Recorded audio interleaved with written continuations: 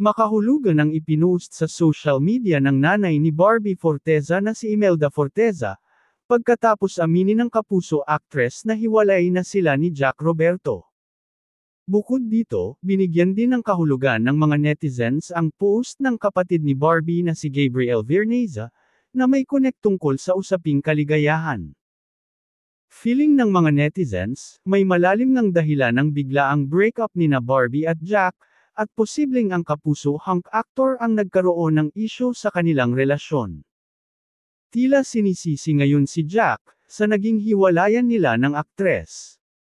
Na-shock ang mga fans and supporters ng Jack B, tawag sa ex-couple, sa naging announcement ni Barbie kahapon January 2, na hiwalay na sila ng kanyang boyfriend, matapos ang 7 taon nilang pagmamahalan.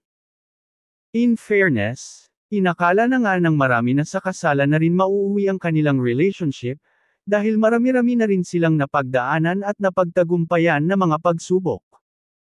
Inilarawan pa ng aktres na, "Beautiful Goodbye," ang kanilang breakup, kasabay ng pagpapasalamat kay Jack sa 7 years nilang samahan. "Having you in my life was the happiest I had ever been. 7 wonderful years. A lot of laughs, a lot of ramen and so much love. Your love was exceptional.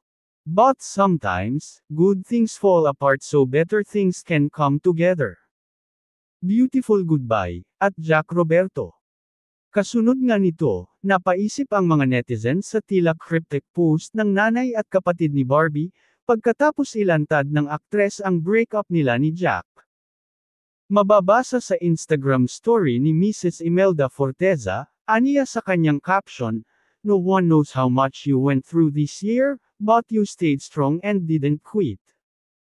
Makikita na ang salitang didn't, sa kanyang post ay nilagyan niya ng X sign sa mga letrang NT, kaya ang lumabas ay did.